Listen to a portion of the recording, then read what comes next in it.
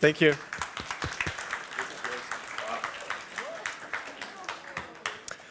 So, hi everyone. So, I'm going to talk to you about concentrating everything that you're working on your business logic instead of thinking about your system being able to crash and being in a situation where you're like, oh, what happens? I have to think about all of the things that can happen around of my code instead of thinking only about my code. So first of all, let me give a quick introduction to myself. So I'm Raphaël. I'm working at Temporal Technologies. I've been working there since February. So it feels like a very short time in terms of the grand scheme of things, but working in a startup, sometimes things go very fast. And I can say that when I joined Temporal, I had no fucking clue about what the company was really doing.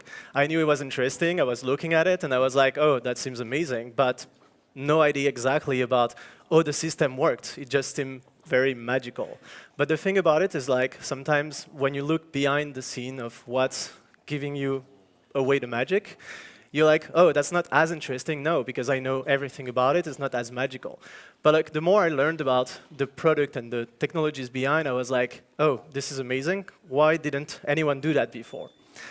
So what I want to do today is kind of go through an example Python code for a simple thing, a simple use case, and walk you through exactly what can happen with it and what can be done with it, and how we actually solving that kind of problem, or that technology, which is fully open source that I'm going to talk about in a moment, is actually helping with that. So let's look at that very basic code. That's a simple use case of doing a checkout process. So just again, background, I worked on e-commerce before. I was looking at these kind of processes and be like, oh, this is so painful. Every time you do something, you have to think about all the systems you're calling.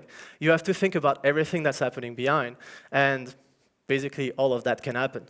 You can have your process crashing and be like, oh, what do I do? What happened if that thing crashed? I have to take information about everything that already happened. I have to make sure that nothing is going to be replayed. I have to make sure that when I actually call to a system to actually take a payment, it's not going to take that payment twice. I have to make sure that when I take the payment, it's actually taken and it's not skipped and there is not a problem behind.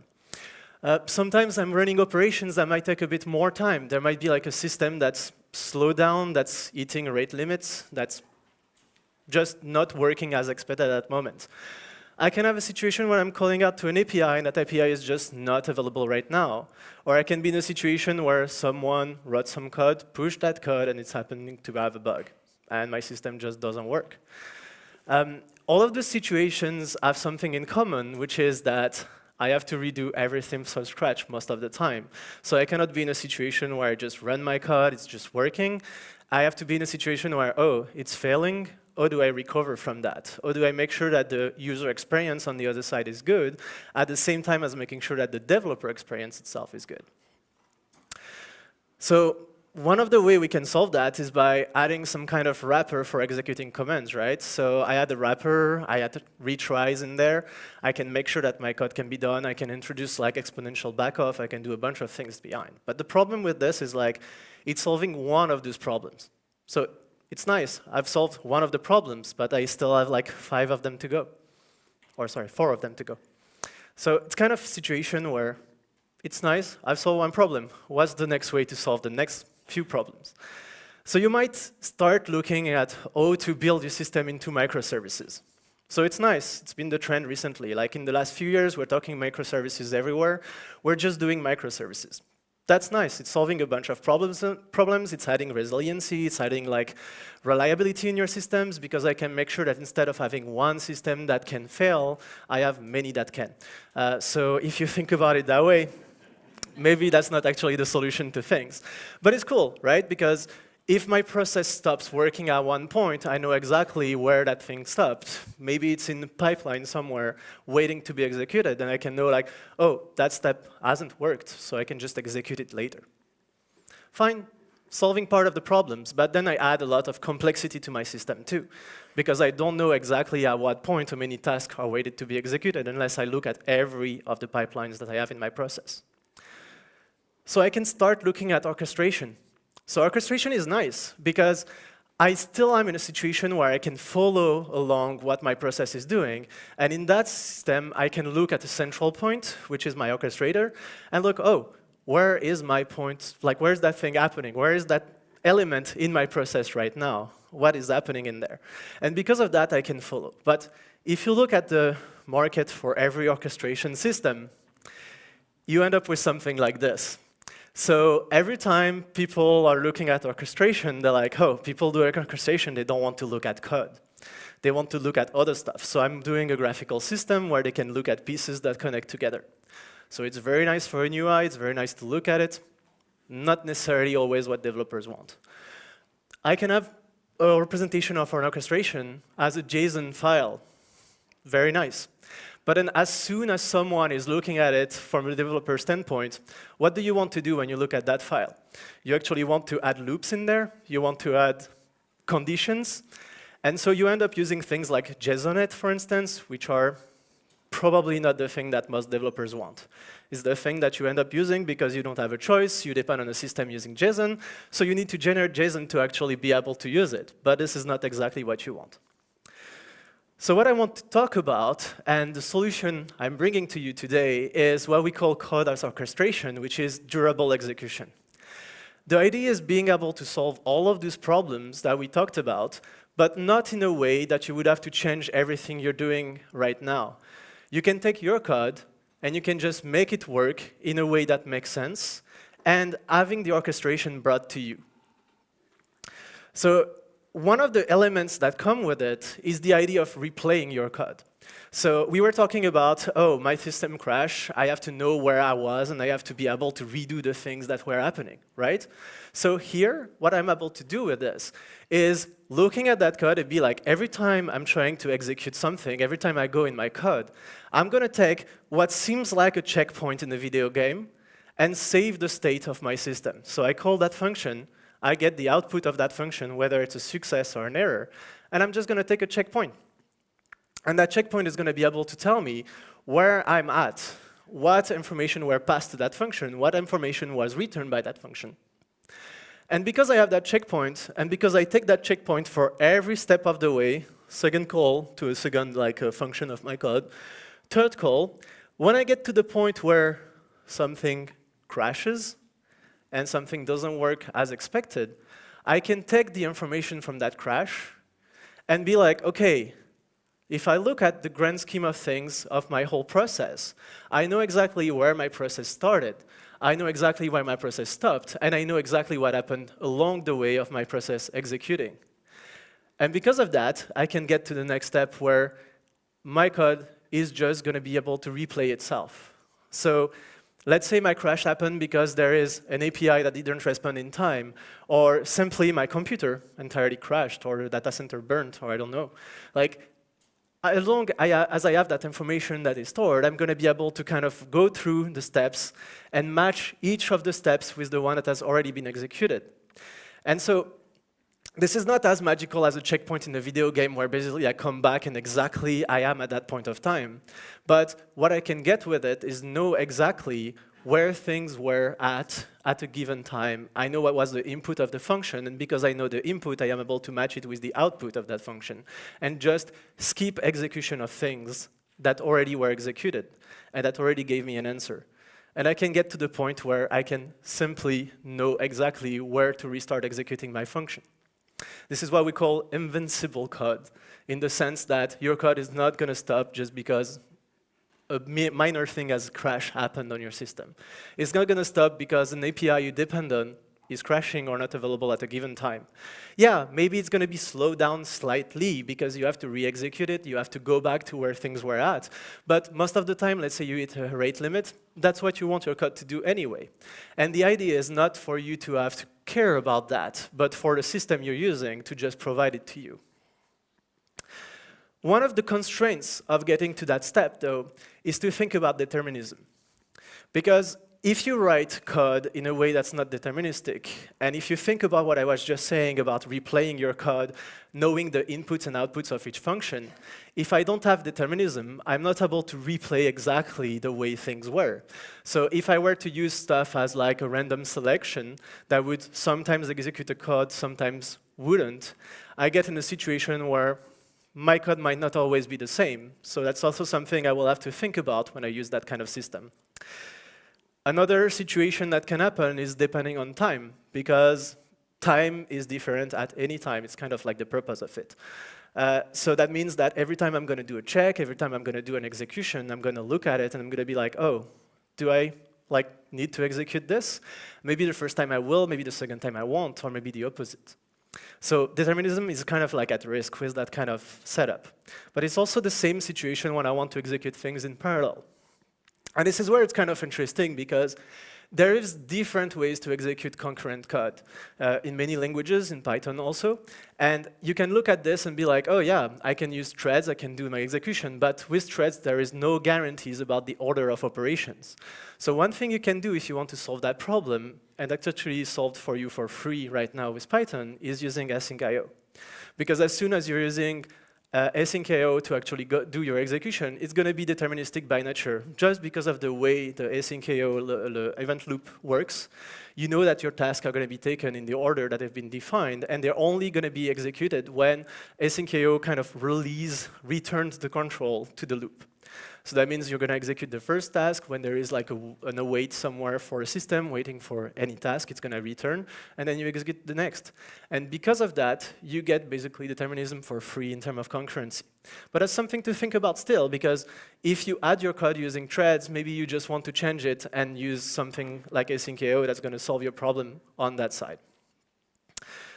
One of the things that's interesting is like with durable execution, we actually use that feature of async.io. Instead of just being like you use your regular event loop that's provided by Python by default with the async.io package, we are able with durable execution to catch into that and to just provide a separate event loop that's going to handle things for you. So we're able to link the system that you're currently using with the systems that we can provide for durable execution, which are going to be able to handle the event loop for you. That means that your loop is going to run normally and is going to do the normal process, but sometimes you're going to want to do an operation that calls to anything external that depends on durable execution, and that thing is going to be a command that's going to be stored and going to lead to an event. That means that, for instance, I want to execute one of my code, and I want this to be like handled, having a checkpoint that's taken. It's going to be executed going to like the servers that are handling durable execution, and when that thing is ready, it's going to go back to your event loop and keep going your execution as if nothing happened for you. So your code, again, the same. Don't have to adapt anything much. So one of the things that durable execution provide that I kind of like concentrate on here is mostly talking about state recovery, because state recovery is kind of like the important part to understand, and the fact that like this is what basically saves our life all the time. We want to execute something, we kind of like know what's going to happen, we know exactly what's going to be the output of it. We can just keep going through our execution. That thing is just going to work for us. But we have constraints from it, which is we need to have an explicit separation of tasks. Most of the time in our codes, we already have that, and anyway, if we don't, it's good practice to have. And we have the constraints of making sure that our code is going to be deterministic. So that means that we need to make sure that we get to a point where if I execute my code once and if I execute it a second time, I know exactly what's going to be the information. But again, we talked about some limitations of that. Other things that durable execution provide you that I won't go into details because we could talk about this for hours, are the fact that we need to be able to uniquely identify each function execution, like separately. So we need to know that if a function is executed twice, it's actually two separate executions. So when I do my replay, I don't replay the wrong one in the wrong place.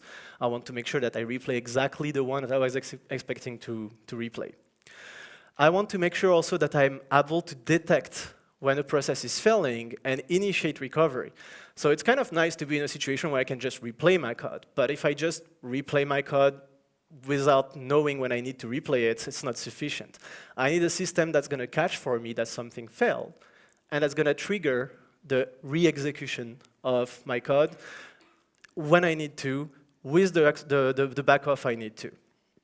I need to be able to have the retries of tasks that are done for me. So one of the things I need provided is like, if I want to avoid having to think about, how do I configure my backoff? What is the expiration of a task? Let's say I execute something and I have a timeout for it. Maybe an API is not available at that time, but maybe after a while I want to be able to just stop that process and be, okay, it hasn't executed for the last hour. Maybe it's not going to work. Maybe I need to do something about it. Maybe I need to alert someone, so I need to stop just keeping retrying. That's wasting resource for nothing. And ideally, I want a system that allows to kind of deal with that for me, and durable execution generally provides this. Finally, I want to make sure, well, sorry, not finally, but like almost finally, I want to make sure that I am able to migrate my tasks, because this is very nice to be in a situation where I can execute my code, I can replay my code, I can have like different steps that are happening different places. But I was talking earlier about a situation where my computer entirely crashes or burns. I was talking about a situation where maybe my data center entirely disappeared, and I want my code to keep running. Wouldn't it be nice? But if I want to be able to get in that situation, I need to make sure that everything that I got as information can be migrated somewhere else. And durable execution provides that behind the scenes, because as you have the checkpoints, as you have your deterministic code, as you have everything that executes as it should be executing, you get the information. And because you have that information, whether your code executes in one server or executes somewhere else entirely across the world, doesn't matter. It's going to be exactly the same code. It's going to be exactly the same steps. And every step that has been executed won't be re-executed a second time because we already know it worked. Finally, what I need is durable timers. And this is the real finally. I need to have durable timers because I need to get to the point where I am able to kind of wait for something to happen. Let's say I'm talking about checkout in that example, right? But one of the things that we have very present in e-commerce is being able to call back people and be like, you know, like you've probably received those emails where you go on a website, you kind of put stuff in your cart just because you want to see the price at checkout, because most of the time they don't tell you like the hidden fees. So you look at this and like you look at the result and you're like, oh yeah, too expensive for me. I don't want to pay twice the price of that thing for delivery. So I'm just leaving it and I'm going to another website. But because you went to that step of checkout, because you probably had some hidden biscuit somewhere in your brother, you end up having the information given to the company about your email. Maybe you had to create an account to actually get information of delivery fees. No matter what, they know where you are, and a few days later you receive an email telling you, oh, maybe you forgot something. You started checking out, but you didn't finish. Come back and pay us. But that situation is just something that can be solved with durable execution too. Because imagine a situation where I handle my cart, everything, as code through function calls. What I could have simply in my code in there is handling my cart every time someone clicks and adds something in an article, like an article in their cart, sorry. I just store that in the cart and I wait for the next action. But I also start a timer in parallel that's going to be waiting for a day, for 2 days, maybe just a few hours, depending on how annoying I want to be. And when I get there, send an email to that person. And that can be handled directly with durable execution, because using a durable timer is just going to hand back to the server the information that, hey, that function is ready, but wake me up if there is something happening on the cart, or if there is nothing happening in the cart after that many hours. And that thing is going to be allowing to, instead of having a long-running code that keeps running in the back, keeps spending resource, I just have my system that's being handled with timers. My code is not executing, except for the server that's basically the orchestrator of your system. So I get to the point where I can talk about temporal, because temporal is currently the leading system for durable execution. Temporal is a system that also plugs on any language that you want. We have an official Python library that actually plugs into async.io for you. And it's an open source project. So what's cool about it is like, You don't need to pay anything if you don't want to. If you want to pay us, please do. But you don't have to. The thing about temporal is that we're working on that product because we believe in it, and we think that this is the future of things. We think that it's going to be solving a lot of problems the same way that it's already solving problems for a lot of large companies, a lot more every time that I can talk about this. And the way it kind of plugs into the system is actually being that part of the durable execution that we talked about. So if you look at the top, I have my deterministic code. I have everything that runs. I have everything that just works. And on the right, I have what we call activities. So the activities themselves are the tasks that you want to run. So your worker is just the orchestrating part of your task. The activity is actually the task that you're running. And temporal takes care of making the link between the two, getting the information, forwarding it on the side, getting back the result from the activity, forwarding back to your orchestrator, and then running to the next step. On the side, we have the user, or the workers that are actually executing the code, that are handling everything about like temporal services using what we call signals, what we call queries, or even simply starting any task that need to be started. And those operations allow for anything to actually start working with the task, handle something that's happening in a task, unblock a task, or anything that's there. And it can be done either by hand by contacting temporal services, or either directly by the server when something happened in your system. Temporal ends up handling your async IO loop for you. So if we look at the same code that we were having before, but we try and write it in a way that temporal would work with it, we get to a code that looks like this. So if you look at the places where I kind of like put things a bit in highlight, we can see that it's exactly the same steps as before. The only difference is that we added decorators on the different calls. We have also our await calls, and instead of using the basic execute wrapper that I made before, I'm calling execute activity on the SDK provided by temporal. And that's going to do exactly the same thing as my execute wrapper, but it's going to go through temporal to do things. And because I'm using await, it's going to do through the async IO loop that's going to be connected with temporal to take care of saving all the information for you. That means that in case my execution crashes, I just need to go through it and replay the things as they were executed. And for every await, if that thing already was executed, temporal is not going to actually call back that activity, but just return directly the output of it. If we go back to determinism, and I was talking about it being a big problem when I try writing my orchestrator aspect, right? Well, temporal solves that for you too, because we provide calls in there which basically allow you to kind of make the same non-deterministic call in a deterministic way. When I call my workflow random here, what I end up having is a situation where my workflow random is going to make a decision on the temporal server side, return that decision, and store it. So next time I make that call, I will have exactly the same decision made a second time. Same thing here if I look at getting the information about the current time. The current time is going to be stored at the time of the first execution. So I know exactly for that execution if that thing should have been run or not. Again, I was talking earlier about solving the concurrency by using async IO. We do the same here. Problem solved right away. So last thing I'm going to talk about here is like the different use case we have.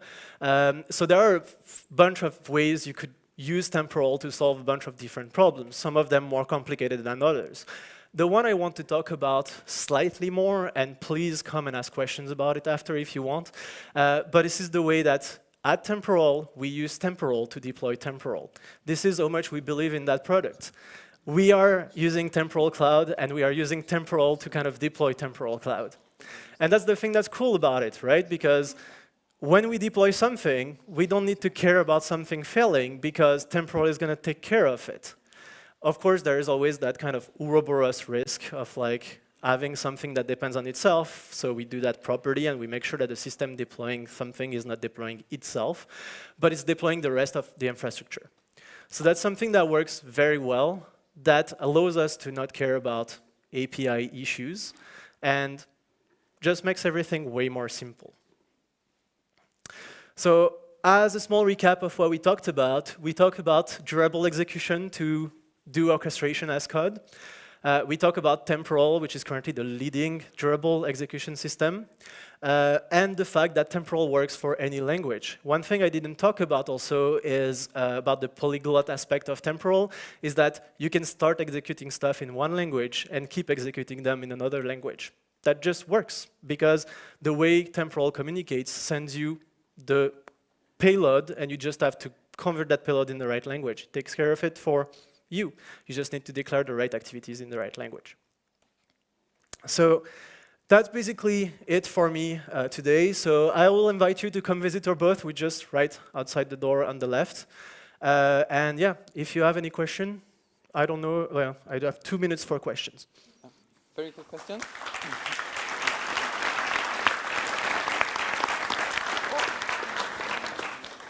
Hello, thank you for your talk. I have a multi-part question. There's 2 parts, but I think that you can answer both. First of all, the first thing is how do you store state and where this is happening? Mm-hmm. And the other one is there a queue or a priority, or you can define priority on the tasks that are going to run, and if you can manipulate that. So add tasks with high priority, lower, etc. Okay, so for first part of your question, do we store the information? So this is stored in databases.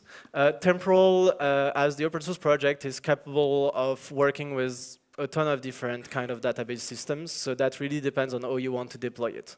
If you work with Temporal Cloud, we are having our own deployments with our own systems in the back that we are constantly evolving. We have an internal team that's responsible for evolving that. But like on the open source side, you can use Postgres, you can use MySQL, you can use like Cassandra if you want. You can use anything that fits your needs, with depending on the system that you currently have in your company or the system that you're ready to actually deploy and maintain. The second part of your question, can you repeat that? Yes, the real question is if you can add tasks with priorities. Oh, priorities, yeah. You can manipulate that priority as well. Yeah, so I am actually not familiar with that aspect. So I know that there's a lot of things that you can do with temporal. One of the things I've used in the past with like to manipulate the order of execution of things is actually the feature, like I was talking about it really briefly, but like the signal aspect of things. You can have workflows that deterministically receive signals and handle them.